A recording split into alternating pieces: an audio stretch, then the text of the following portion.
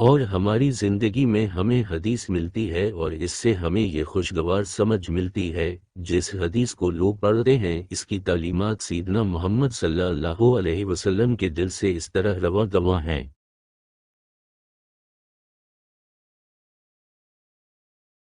اس کا مطلب ہے کہ کاغذ کے ذریعے رہنمائی ملتی ہے، جہاں کوئی بیٹھتا ہے اور امید کرتا ہے کہ وہ کافی پڑھے گا اور اپنی زندگی میں صحیح حدیث حاصل کر لے گا، لیکن ہر روز آپ کو ہر چیز کی کمی محسوس ہوتی ہے، اور پھر اس پر عمل کرنے کا ایک طریقہ بھی ہے جو کہ رسول اللہ صلی اللہ علیہ وسلم کا طریقہ ہے، جو آپ کے صحابہ کرام کے لیے ایک قائم شدہ طریقہ ہے۔